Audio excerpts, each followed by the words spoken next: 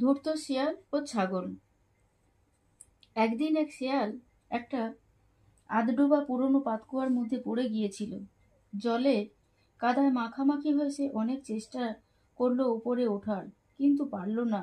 শেষে আধগোলা জলে দাঁড়িয়ে ভাবতে লাগলো কি করে উপরে উঠে আসা যায়। এক তৃষ্ণার্ত ছাগল জল খুঁজতে খুঁজতে সেই পাতকুয়ার পাড়ে উপস্থিত হলো। কুয়োর ভিতরে উঁকি মেরে সে শিয়ালকে দেখতে পেল। শিয়াল জল খেতে নেমেছে ভেবে সে তখন তাকে ডেকে বলল, ও ভাই শিয়াল, কুয়োর জলটা কেমন? খুশি হয়ে ছাগল বলল, আমিও ভাই জলের সন্ধানেই এসেছিলাম। শিয়াল বলল, তাহলে আর দেরি করো না ভাইয়া, আহা কি স্বাদ জলের, খেয়ে তুমিও তারিফ করবে। শিয়ালের কথা শুনে ছাগল আর দেরি করলো না, ওপর থেকে ঝাপাং করে লাফিয়ে পড়ল কুয়োর ভেতরে।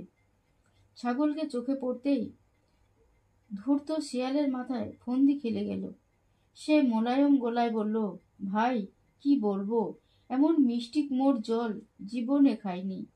পাছে কেউ টের পেয়ে যায়, তাই তো তলায় নেমে এসেছি। শিয়াল তৈরি হয়েই ছিল।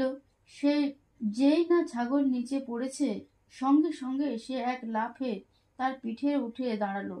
তারপর কুয়োর দেওয়ালে পা ঠেকিয়ে আর এক লাফ কুয়োর ওপরে উঠে যেতে তার আর এক পলকে দেরি হলো না।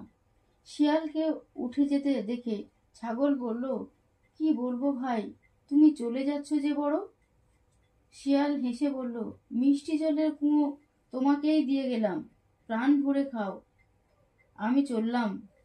নীতিকথা, দুষ্টু লোকের ছলনায় ভুলে বোকারাই দুঃখ পায়। নমস্কার।